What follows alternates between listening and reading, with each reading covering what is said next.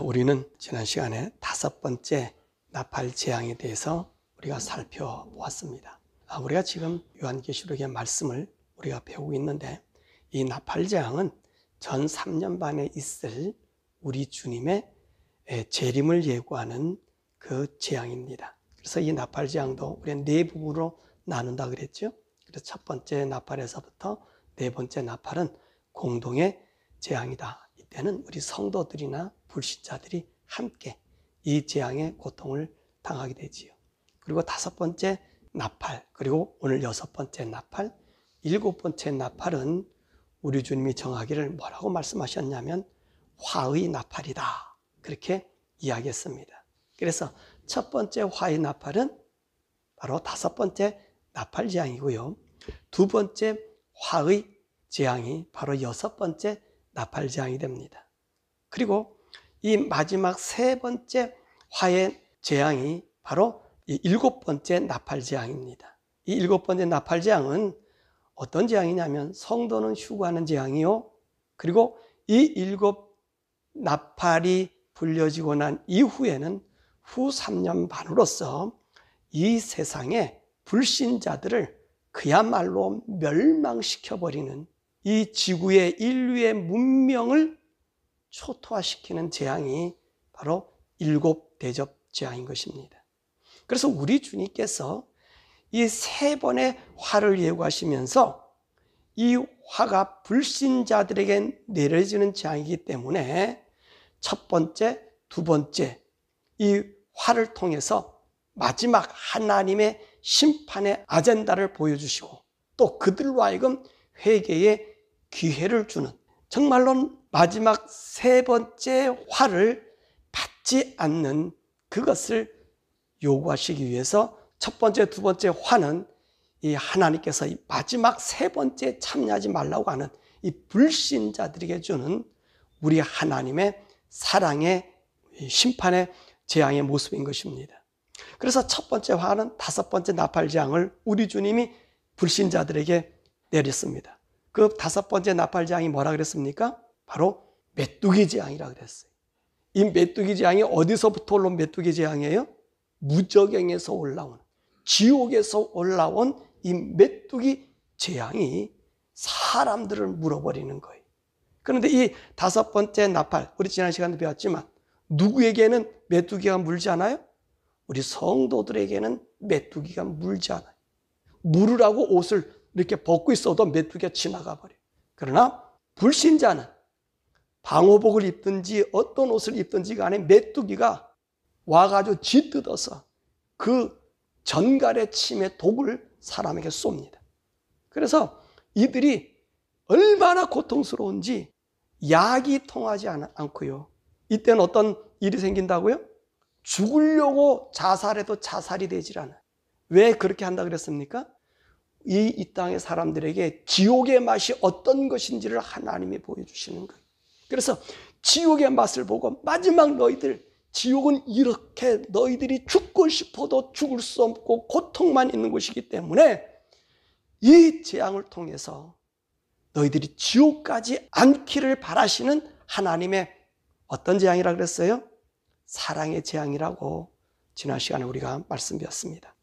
오늘 이 2번째 화인 6번째 나팔 재앙에 대하여 살펴보고자 합니다. 제가 거듭 말씀드리시지만 요한계시록의 말씀은 어떤 시대와 연결해서 해석해서 안 됩니다. 이 5번째 나팔 재앙에 대하여 어떤 분들은 이렇게 이야기하고 있어요. 이 5번째 나팔 재앙은 이 이슬람의 확장하는 그 시대를 말하고 있다라고 얘기합니다. 그래서 그 해석에 맞추다 보니까, 그리고 성경의 연대를 거기다가 1260일, 1290일, 1335일을 1년으로 계산해서 맞추다 보니까 이게 인위적인 해석이 되고요, 이 연산의 함정을 빠뜨려서 그것을 합리화시키다 보니까 예수님은 이미도 재림하여 계시는 거예요. 이렇게 몰아간다는 것입니다. 이건 어리석은 일입니다. 왜냐하면 우리 하나님은 이 계시를 예수님께 주면서 뭐라고 말씀하셨죠?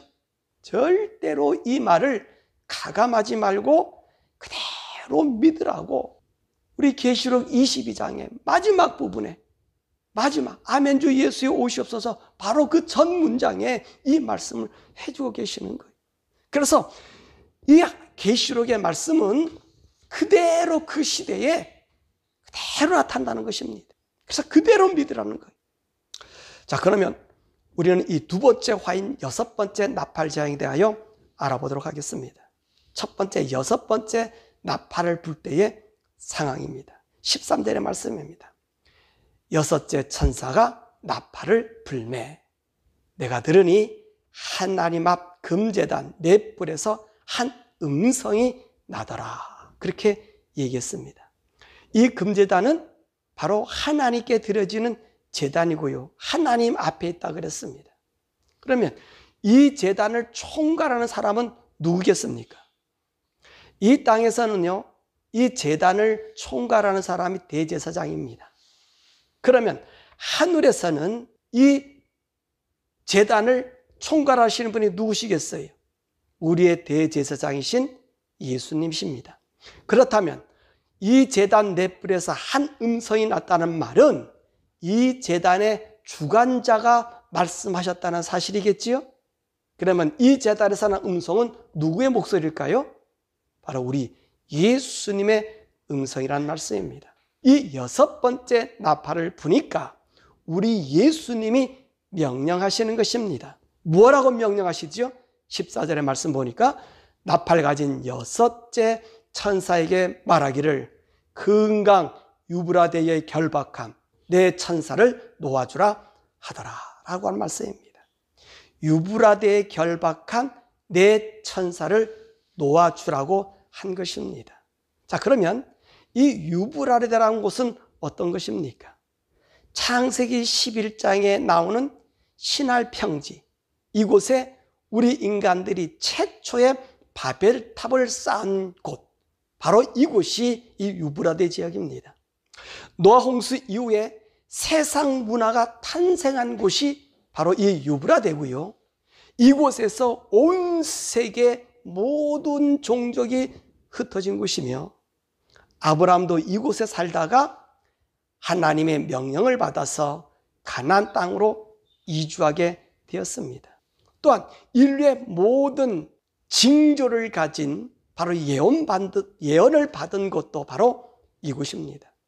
세상의 문화와 건축의 기원도 바로 이 유브라데 지역인 것입니다.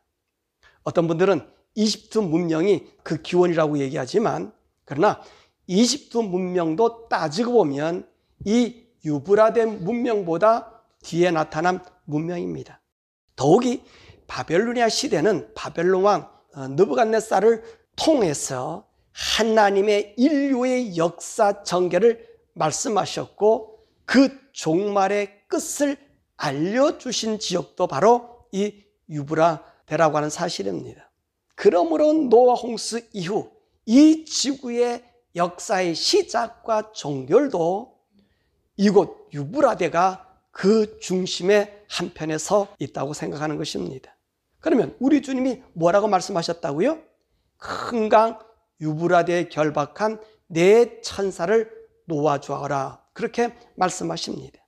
이 여섯 번째 나팔 재앙인 두 번째 화는 바로 이 유브라데 강과 연결된 재앙들이란 사실입니다. 그러면 이 네 천사들이 하는 일이 무엇이었을까요? 우리는 이 말씀 속에서 그 힌트를 찾을 수 있습니다. 이 천사들이 유브라데 강을 이렇게 통제하고 힘쓰고 있던 사실을 우리가 볼 수 있어요. 다시 말하면 이 천사들이 이 유브라데 강의 분쟁을 막고 있었는데 이제는 하나님께서 유브라데 강에 분쟁을 하도록 내버려 두셨다는 것입니다. 그렇다면 이 유브라데 강을 끼고 있는 나라들이 어디일까요? 유브라데 강의 근원지인요 터키가 있고요, 그 지류인 시리아가 있고 이라크가 있고 이란이 이 유브라데 강에 속해 있는 나라들입니다. 그런단 말입니다. 이 나라 모두, 이 네 나라가 어떤 나라들이죠? 이슬람권의 나라들이, 이 나라들 모두가 이슬람권으로서 서로 사이좋게 지낼 수 있는 처지인데도 불구하고요, 이들은요 화합하지 못하는 위치에 처했습니다.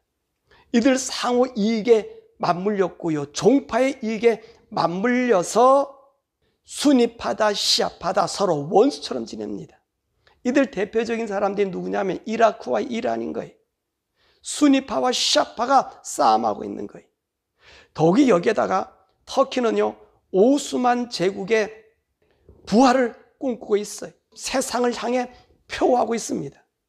또 시리아는 지금 자기 나라 내전에 러시아를 끌어들여 분쟁을 심화시키고 있는 그런 상태였습니다. 이렇게 이 네 나라는 서로 같은 이슬람을 믿지만 다른 계산의 셈법을 가지고 있다는 거예요.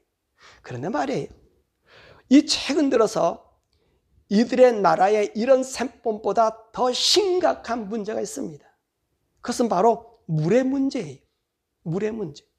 이 발단은 터키에서 일어났습니다. 터키가 지금 무엇을 꿈꾸고 있다고 그랬죠? 오스만 제국의 영광을 재현하기 위해서 이 사람들이 힘을 키우고 있어요.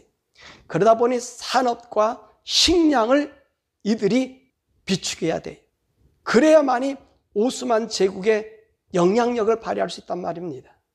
그런데 이 산업과 식량의 문제를 해결하는 그 방법이 바로 이 유브라데 강에 22개라고 하는 대형 댐을 만드는 거예요. 이들은 뭐라고 명명을 세웠냐면 동남부 지역의 가뭄 해소로 댐을 만든다고 표방하고 있습니다.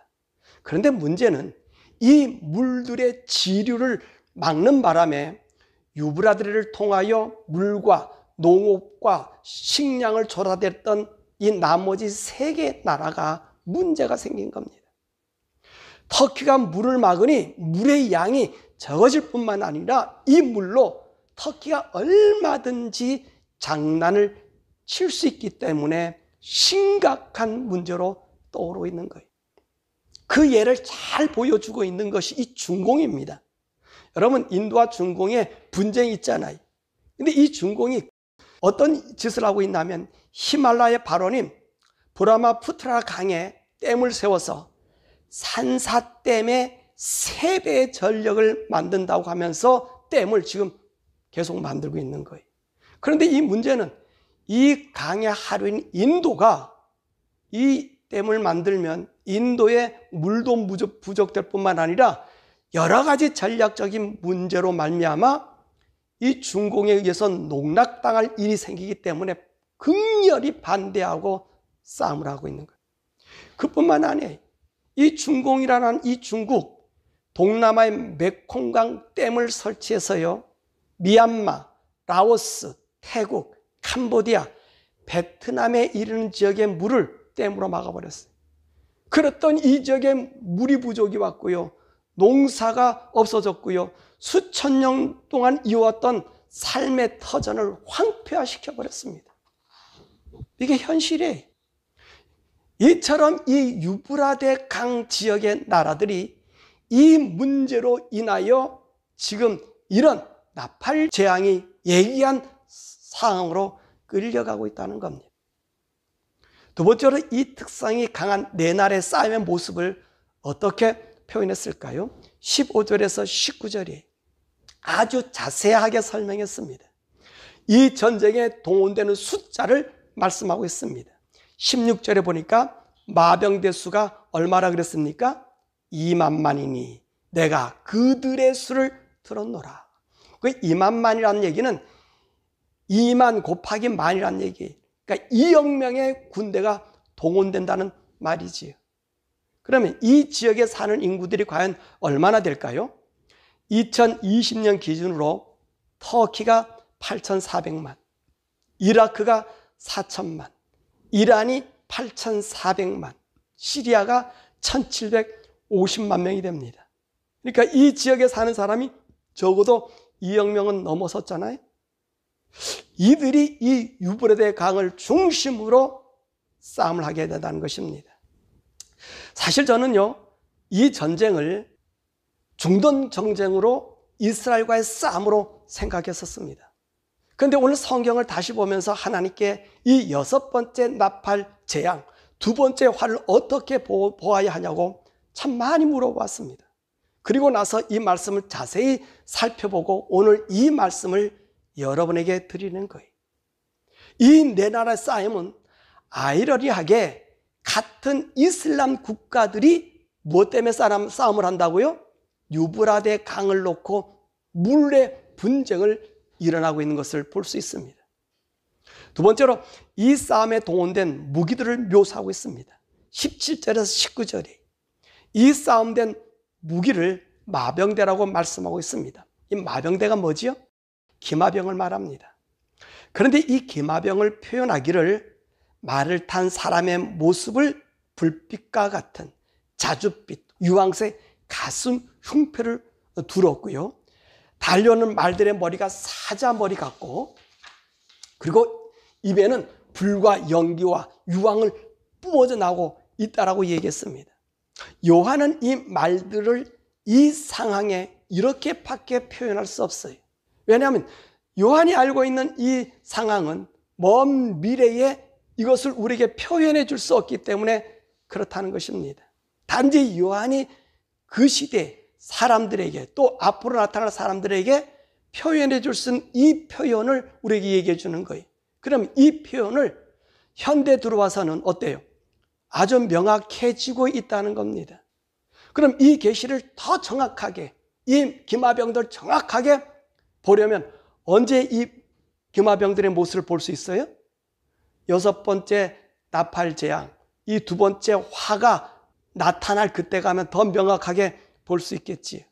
더 정확해. 그런데 이들을 현대 무기로 조금 바꿔서 표현하자면 탱크나 자주포나 미사일 차량들로 볼 수 있어요. 왜냐하면 이 말들의 힘은 머리와 꼬리에 있는데 꼬리는 뱀과 같고 또 꼬리에 머리가 달려 있다 했습니다. 이는 포탄과 미사일을 발사할 때 긴 연기가 나면 마치 뱀 같은 모양을 하는 것을 볼 수 있어요. 그러므로 이 마병대는 바로 이곳에 직결하는 대포나 탱크나 미사일들로서 사람을 해하는 것을 볼 수 있습니다. 지금 이 모습을 우리가 잘 볼 수 있는 건 어디죠? 우크라이나와 이 러시아의 싸움에서 이 그들이 쏘는 미사일 이런 것들로 우리 쉽게 볼 수 있습니다. 그런데 더욱이 이 유브라데의 싸움에는 생화학 무기가 사용됨을 우리가 알 수 있습니다. 바로 뭐냐면 이들의 입에서 나오는 불과 연기와 유황이라고 말씀하고 있습니다. 자, 불과 연기는 뭐로 우리가 알 수 있어요? 폭탄을 의미할 수 있어요. 포탄. 근데 유황은 무엇을 의미합니까? 이게 바로 생화학 무기를 이런 말로 보여줍니다. 그러니까 이 유브라데 강의 재앙은 이제까지 보지 못한 아주 심각한 전쟁으로 폭탄뿐만 아니라 생화학을 이들이 동원하고 있음을 알 수 있는 것입니다. 그러면 세 번째로 이 재앙으로 죽는 사람이 얼마일까요? 15절에 말씀하고 있어요. 사람 3분의 1을 죽이기로 했다는 겁니다. 어떤 분들은 온 인류의 3분의 1을 죽인다고 이야기하고 있습니다. 그런데 이 문장의 내용을 보면 인류의 3분이 아니라 이 전쟁으로 인하여 이곳의 군인들이 3분의 1이 죽거나 아니면 군인과 그 민간인을 합해서 한 3분의 1이 죽는다는 의미를 말하고 있는 것입니다. 만약 이들 오늘 여기 직결한 사람들의 3분의 1을 죽는다면 얼마나 되겠어요? 지금 2억 명이 넘는 사람들의 3분의 1이 죽으면 얼마나 죽어요? 그 숫자가 7천만 명이 죽는다는 거예요. 그러므로 이 전쟁은 인류의 3분의 1이 죽는 것이 아니라 그 지역 사람 3분의 1이 죽는 전쟁이라는 것입니다. 자, 그러면 네 번째 이 전쟁은 언제 일어날까요? 15절에 말씀했습니다. 그들은 그 연, 월, 일, 시에 이르러 라고 말씀하고 있습니다. 이게 무슨 말이에요? 언제인지를 확실하게 말씀하고 있지 않습니다. 그때에 가면 그 시각이 되면 이런 전쟁이 일어난다는 거예요. 그럼 여러분 생각해. 야, 뭐 이렇게 불확실하게 얘기해? 라고 얘기할 수 있어요. 확실하게 얘기해 주면 얼마나 좋을까요? 그런데 우리 하나님께서 왜 이 확실한 날짜를 주시지 않았을까요? 이거는요, 성도들로 하여금 깨어서 믿음을 지키게 하는 일이요, 인류의 방종을 막기 위함이며, 그리고 복음을 온 세계 사람, 모든 시대와 세대에 걸쳐서 드려야 하기 때문에 그런 것입니다. 뿐만 아니라 우리 성도들에게는 영원한 하나님의 나라 상급을 쌓을 수 있는 기회가 되기 때문에 그렇습니다. 왜냐하면 이렇게 함으로 성도가 깨어서 그 시대를 초월해서 우리 주님 오시기를 고대하며 우리의 믿음이 새 속에 물들지 않게 힘쓸 수 있기 때문인 것입니다. 그러면 이 전쟁으로 인하여 나타난 결과가 무엇인가 하는 것입니다.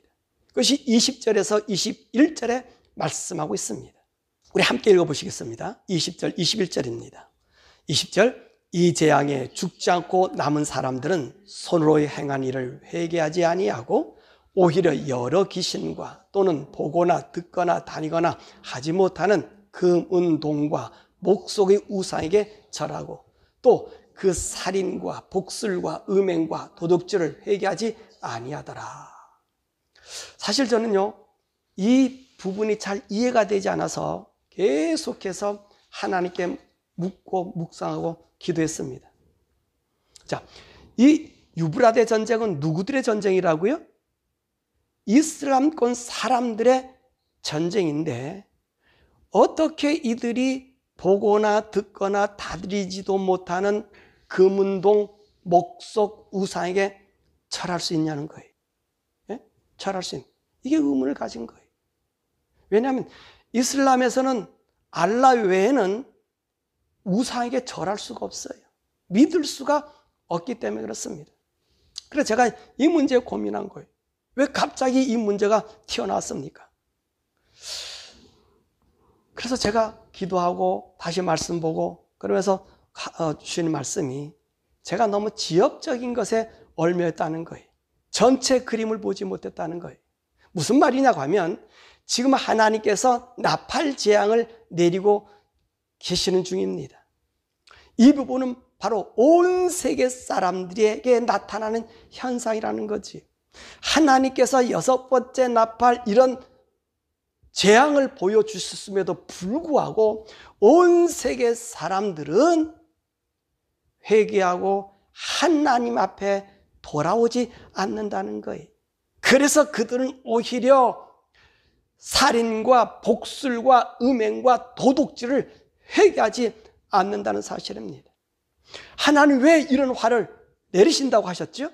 지금 바로 이 마지막 기회인데 이 현상을 보고 돌아오기를 소망하셔서 하나님의 사랑을 마지막으로 이 인생들에게 보여주는 거예요.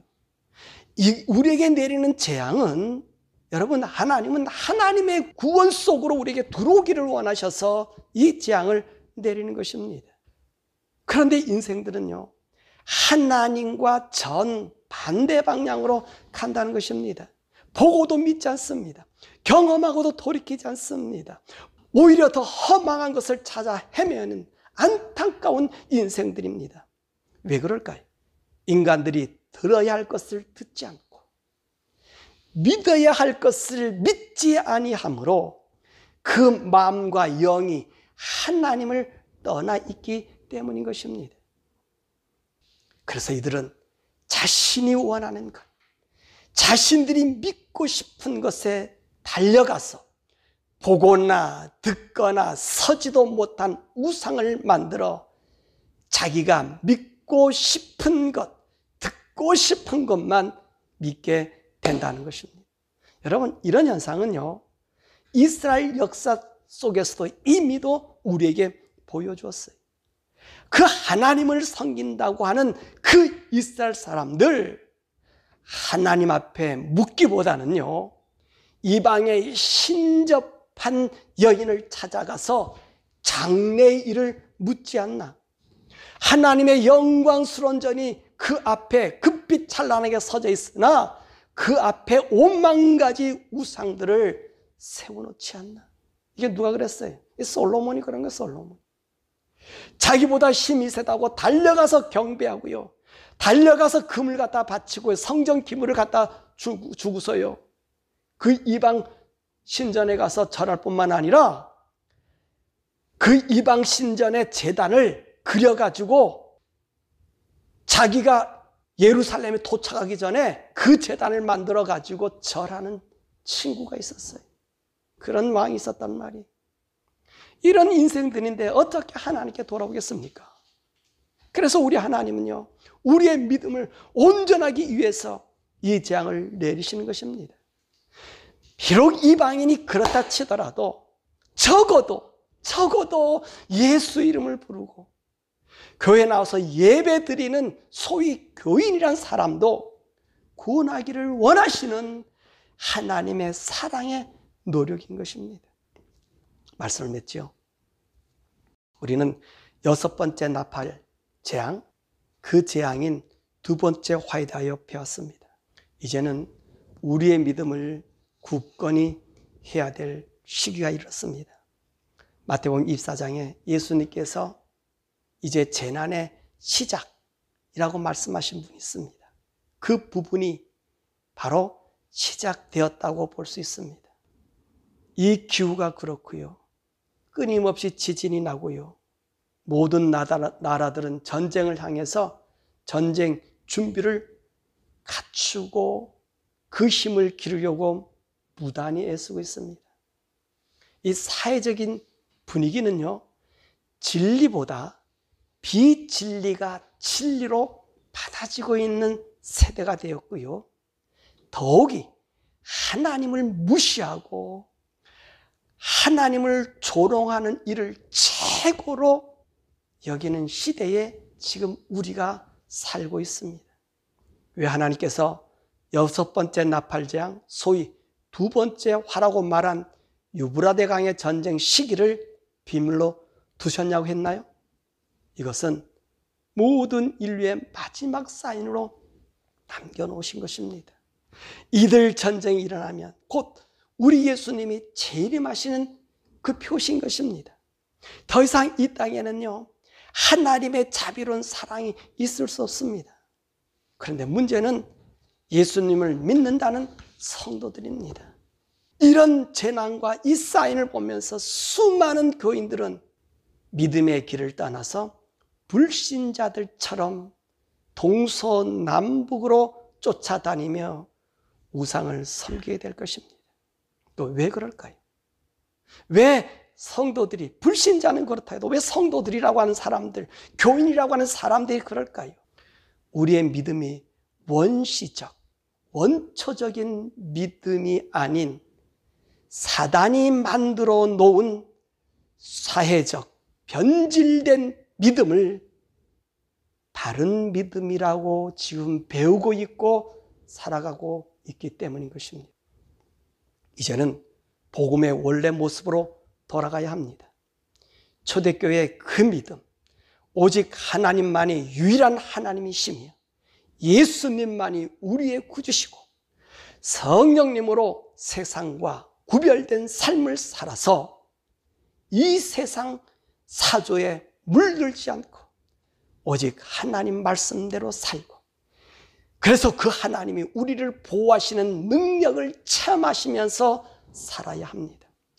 이러한 확실한 믿음만이 하나님의 나팔재앙 때 우리의 믿음이 흔들리지 않고 예수님이 재림하실 때 온전한 그리고 순결한 신부의 모습으로 참여할 수 있기 때문에 그런 것입니다. 사랑하는 여러분 지금 이 믿음의 소유자가 되시기를 바랍니다. 세상의 능력보다 하나님의 능력을 더 앞세우고요, 그러면서 그 하나님이 나를 보호하심을 받고요, 설령 사람들이 비웃음을 사는 또는 불행이 온다든지 질병이 온다 해도 그 하나님을 믿는 그 확고한 믿음에서 벗어나지 않고 온전히 서시기를 바랍니다. 여러분, 우리 하나님이 어쩌면 지금을 우리 모두에게 가슴을 치고 있는지도 모릅니다. 우리의 믿음의 현주소가 어디 있는지를 주님이 온 세계의 모든 사람이 공개된 상황에서 보여주고 있는 거예요. 나의 믿음이 어디 있습니까? 우리의 믿음이 걸어가는 방향이 어디입니까? 여러분, 지금 그럴 때가 아닌 것 같아요. 우리 주님이 말씀한 재난이 시작되었는지도 모릅니다. 분명히 그 시작이, 재난의 그 시작이 아마 지금 시작이 되고 있는지도 몰라요. 그러면서 어느 날 나팔이 불려질 것이에요. 이 나팔은 모두가 듣습니다. 영적으로 이렇게 해석하는 게 아니에요. 이 말씀 그대로 되어집니다. 온 세상에 누구나 다 듣게 나팔이 불어질 거예요. 그러면 우리가 나팔 재앙에 대한 사건을 보았죠? 그것이 일어나게 돼요. 그럴 때 우리 성도는요, 힘들어도 하나님 말씀만 있어야 됩니다. 더욱이 중요한 것은 이 나팔 재앙 전에 어떤 일이 있다고요? 네가 성도인지 아닌지를 인치는 역사가 있다고 그랬습니다. 이 나팔 재앙 전에 성도의 인치는 역사가 있단 말입니다. 내가 인을 받지 못하면 이 나팔 재앙은요, 고스란히 내게 임하는 거예요. 피해 갈 수가 없는 거예요. 바라고 나기는. 오늘 재난 시작이 되는 이 시대의 환경 속에서 저와 여러분은 정말로 우리 하나님의 인침받는 하나님의 성도로 세상의 사조를 거스리고 이 세대를 본받지 않고 우리의 마음과 우리의 영이 새롭게 변화를 받는 그런 우리 성도 되시기를 우리 주 예수 그리스도의 이름으로 간절히 축원합니다.